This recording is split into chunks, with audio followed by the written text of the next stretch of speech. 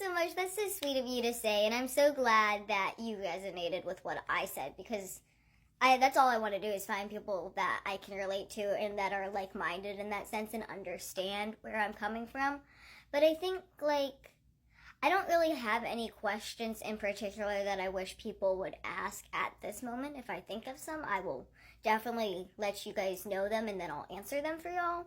But I do think, like, I wish people asked more about if, like, I'm happy with my, like, relationship space versus if I have all of the things in a relationship that we as society expect, or if I'm happy with my career versus if I'm living on my own and all that kind of stuff. Like, if I'm happy with this kind of stuff, and, like, how's my anxiety? Because I feel like we forget a lot about mental health nowadays. I feel like we're in this area of life where we're trying to bring awareness to it, but we also kind of forget about it from time to time. And I feel like that can be good or bad, because if you forget about it in a sense, like, then it's normalizing it, but at the same time, if you forget about it, then you're not acknowledging it.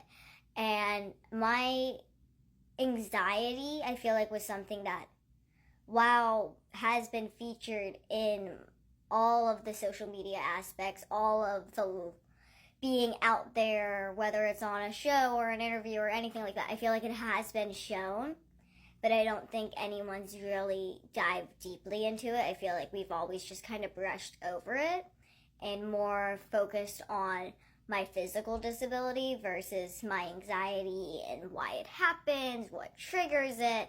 So I feel like within my mental health, there hasn't been a lot of questions, which is, like I said, good and bad. It depends on how you take it. But I definitely think when you look at the questions I get asked, it's more, can I have a baby? Do I work correctly? What's wrong with me? Like, where's your boyfriend kind of situations. It's mostly romantic, it's mostly medical, and it's not mostly about my mental health or who I am as a person and whether I'm happy with who I am as a person. Because I am happy with who I am as a person, and I would love to talk about that kind of stuff with y'all, but it does predominantly gear towards my fertility, puberty, medical backstory, and my relationship status, which is somewhat due to the fact that I am female. If I was male, I do know that these questions wouldn't be asked as often.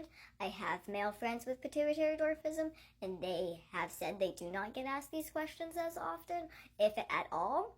So it does have to do with the fact that I am female, but it also has to do with the fact that with social media, society stops humanizing us as much, and we focus on what we want to know, which is great, but we don't come at it like you're a human. We come at it like you are here to give me an answer, and that is it. I don't know if this is exactly what you were looking for. I don't know if this is going to come off brash or anything, but that's my thoughts on it. I support and love everyone who supports me, and I think we're all amazing beings, but I think at the same time we do, as social media society, dehumanize people on social media, and I think that we should stop. We have to remember that a lot of these people do go through things. We all go through things, and sometimes these questions we're sensitive to. My fertility questions, my relationship status, it's not that I'm sensitive to it because I don't feel like 100% where I am with it. It's because it's an uncomfortable topic, and I don't want to have to always talk about it. And unfortunately, a lot of my Q&A questions do gear towards my fertility, which I will answer in time. It's just, I have to be ready for that, and I have to be ready for the response I'm going to get.